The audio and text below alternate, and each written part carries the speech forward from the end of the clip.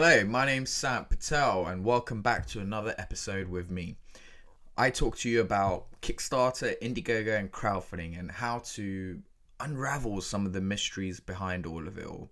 How to give you a deeper understanding and try and tear away the hidden cloak that is going on in the industry. So today's episode is all around 6 ways to get the media to write about your crowdfunding campaign.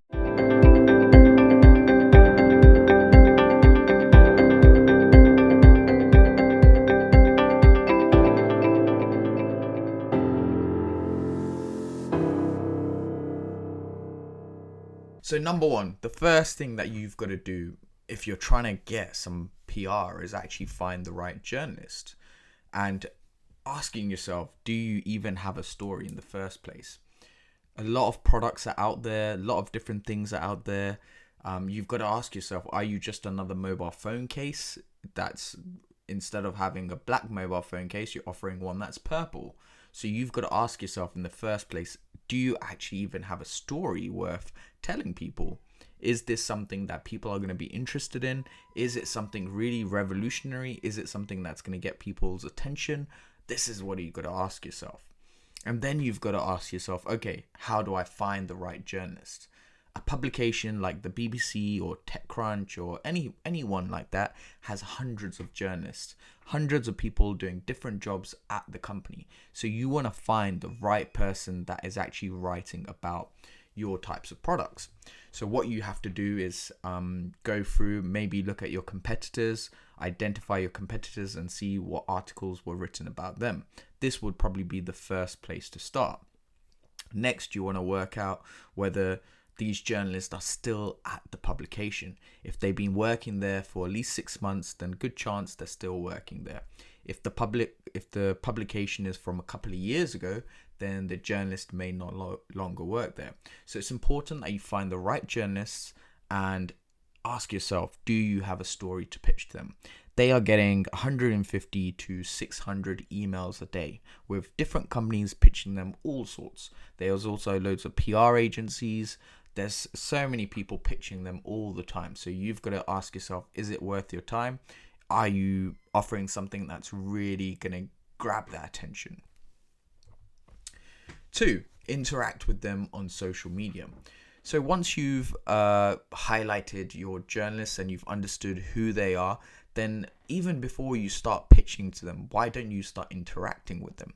See what articles they're writing, like, share, comment. All of these things will get you on the radar of the journalist. Whenever someone's posting something out, they're always interested in knowing the views, understanding how many people they have looking at the articles. They want to see what comments they have. They want to see what shares they have.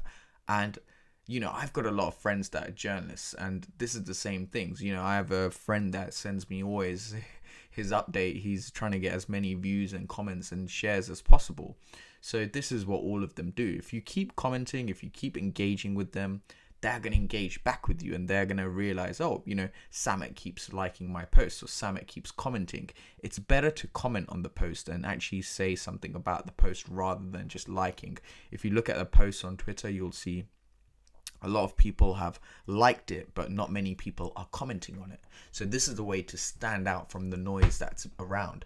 So stand out from the noise and comment on these posts. The more you comment, the more you share the articles, the more likely they're going to listen to your post that when it happens. So this is really important for you to do. And do this a couple of months before you even decide to pitch to them. Don't just start doing it after you pitch them because they obviously know what's going on. Number 3 is pitching journalists for features. So this is very similar. You've got different types of articles. You've got either mentions or you've got features. Feature is where they write a whole article around what you've created. So again, you've got to ask yourself, do you have the right product? And is the journalist that you're contacting the right journalist? So these are the key questions to ask yourself. Do you have a story? And whether you have the right journalist that you're pitching to. So pitching for a feature, you've got to have an amazing product, amazing story going on. And this is one of the ways to actually generate some PR for yourself. Number 4 is pitching journalists for mentions. So mentions are where they've just included your project in a roundup of the week's news. So a lot of these publications, they have the top 10 best gadgets of the week, or the top 10 crowdfunding projects, or they have all of these things. So you want to work out who's doing these roundup stories, and you want to pitch to them about having a mention in the articles. So again, this is a different type of PR that your project can generate. Number 5 is about pitching bloggers and influencers. Obviously, you've got different tiers of journalists. Tier 1 of your journalist is your top publications, and then you've got all the way down, which is tier 5. Tier 5 is all the way down to bloggers and influencers. So rather than focusing on the tiers ones, you can focus on the bloggers, the local newspapers, and start getting, if you're more likely to get published in these papers. This will obviously give you more coverage up the chain, because a lot of the people that are tier 4, tier 3, tier 2, tier 1 know each other. If you're a journalist, then you generally know a lot of other people in your industry because you mingle with all these people. So if one person writes an article, it'll lead on to a lot more follow-up articles. That's why sometimes you see one of these major publications, maybe TechCrunch writes an article and pushes it out, and then you have all the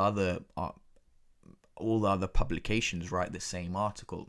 And you would generate hundreds of articles just from that one article that was published. So this is because it is what it is, right? Lots of these journalists, lots of these publications are following each other for news stories as well. You can also look at Instagram influencers in your area. If they've got about 100k followers and good engagement, then you can reach out to these guys. You can start off by pitching them, hey, we'll send you a free product, or you can tell them how much for a shout out. And you can track these numbers and work out whether it's relevant to you. If you build up a bunch of influencers that are going to be posting and ask them to write blogs about you, then this is going to help you. PR is important for the long-term SEO.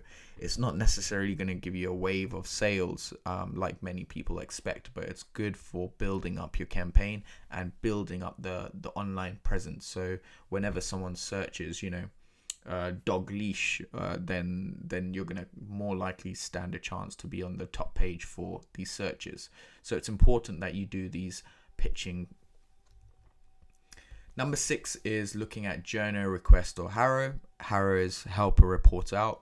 Here you have a lot of journalists that are asking for news stories. So they're like, hey, I'm looking for an entrepreneur that works from this location, or I'm looking for an entrepreneur that's involved in the food space, or I'm looking for an entrepreneur that's in robotics, blah blah blah. And every day there's hundreds of these requests. So this is an actual easy way to generate some press by just setting some notifications up and getting these straight to your inbox. Soon as someone writes these up, then what you do, you can hit them up on Twitter and just let them know that, hey, look, I fit your criteria and this is my story. So they were the 6 ways of helping get the media to write about your crowdfunding campaign. I hope you found that interesting. I've got so much more press tips in the free crowdfunding group I have, which has over 2,500 followers, creators present and past. So I highly recommend that you join that. I've also got a book all about Facebook advertising, so I highly recommend that you download that. All of this will be in the comment section below, in the notes. And if you found this useful, do leave me a thumbs up. If you have any comments, then leave me a comment and I'm happy to help you guys out. So thank you for listening and catch you on the next episode. Thanks.